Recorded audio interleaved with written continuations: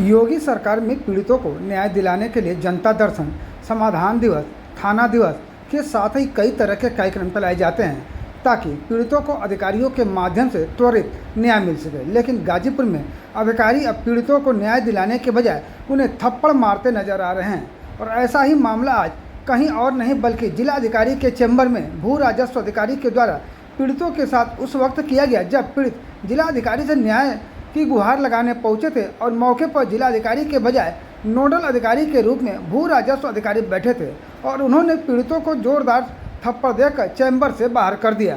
यहाँ पे आए थे हमारे पापा और मेरे बहन दरखास्त देने के लिए अंदर गए थे और मेरा पटीदार बैठा था, वो लाइन में नहीं था और प्रशासन उसको नहीं रोकी, डायरेक्ट वो अंदर हिल गया। मोबाइल कुछ नहीं जमा किया और अंदर गया। डीडीसी के साथ आ रहा था, मेरे पापा और मेरे बहन अंदर दरखास्त दे रहे थे।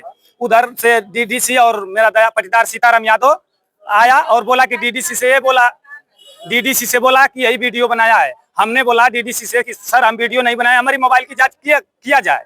वो मोबाइल नहीं मांगे, तुरंत हमें 2 थप्पड़ मार दिए। किसने मारा 2 थप्पड़? डीडीसी ने ऑफिस में। मामला गाजीपुर के मर्दा थाना क्षेत्र के नसरुद्दीनपुर गांव का है, जहां के रहने वाले रामावत का अपने भाई सीताराम यादव से जमीन को लेकर चकबंदी में काफ़ी दिनों से विवाद चल रहा है। और इसी जमीनी विवाद में कुछ दिनों पहले भू राजस्व अधिकारी जो डीडीसी के चार्ज में भी हैं, उनके द्वारा खारिज कर दिया गया था। और अपने मामले के खारिज हो जाने के बाद बुजुर्ग जिला अधिकारी कार्यालय पहुंचा था अपने न्याय की मांग के लिए। और इसी दौरान पीड़ित बुजुर्ग का प्रतिद्वंदी ग्राम प्रधान भी पहुंच गया और उसने तुरंत डीडीसी भू राजस्व अधिकारी से कहा कि सर यह वही है जो पिछले दिनों आपका वीडियो बनाया हुआ था। इतना सुनते ही भू राजस्व अधिकारी महोदय का पारा 7वें आसमान पर चढ़ गया और उसने तत्काल पीड़ितों का मोबाइल मांगने लगे और नहीं देने पर खुद अपनी कुर्सी से खड़े होकर युवक को कई थप्पड़ जड़ दी।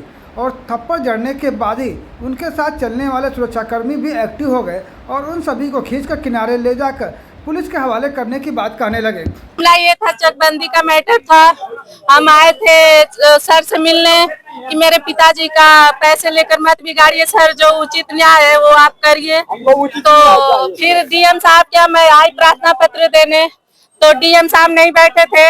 अंदर गई, मेरा प्रार्थना पत्र उनके जो स्टोनो बाबू है वो लिए और लेने के बाद सीताराम तुरंत पीछे से घुस गए और मेरे भाई को पकड़ के सीताराम और डीडीसी आयुष चौधरी जो है वो मारने लगे। अंदर पुलिस हम लोग को मोबाइल अंदर ले जाने के लिए मना की और सीताराम यादव मोबाइल ले जाकर उनको वीडियो दिखा रहे थे आयुष चौधरी को। आयुष चौधरी कौन है? डीडीसी है, उप संचालक चकबंदी अधिकारी हैं। उन्होंने मारा है? उन्होंने मेरे भाई ऋषिकेश यादव को मारे हैं। जिला कार्यालय के ऑफिस के अंदर मारा ऑफिस के अंदर। वहीं इस पूरे मामले के बाद पीड़ित जब जिला अधिकारी कार्यालय पर धरने पर बैठ गए, जिसकी जानकारी के बाद एसडीएम सदर भी मौके पर पहुंचे, साथ ही पुलिसकर्मी भी पहुंचे और सभी को अपने साथ जबरन गाड़ी में बैठाकर कोतवाली ले गए। इसको लेकर एसडीएम सदर मनोज पाठक ने क्या बताया, आइए सुनते हैं। यहाँ 10 से 12 सुनवाई का समय होता है। उसी के आने के बाद सुनवाई समाप्त होने के बाद वहाँ वो बैठी हुई थी और कुछ आरोप लगा रही थी। हमें संज्ञान आया, मैं उनको बुलवाया था, अपने चैम्बर में भी ले गया था पहले। और उनको समझाया और मैंने उनके सारे कागजात उनके पास नहीं थे, तो मैंने कल 10 बजे उनको बुलवाया भी था। लेकिन फिर वो कही कि मैं घर जा रहा हूँ। दोनों उनके मदर फादर थे, वो कह रहे थे कि हम लोग घर जा रहे हैं, लेकिन फिर आके बैठ गए। ये कोई प्रकरण चकबंदी से संबंधित है मुकदमे का। अब मैंने अब उसका डिटेल नहीं है, इसकी जो लोग बता रही हैं उसकी जांच होगी, जो भी होगा। सर उनका आरोप है कि डीडीसी आयुष चौधरी भू राजस्व अधिकारी उनके द्वारा डीएम साहब चैम्बर के अंदर उन लोग की पिटाई की। नहीं, ऐसी बात नहीं है।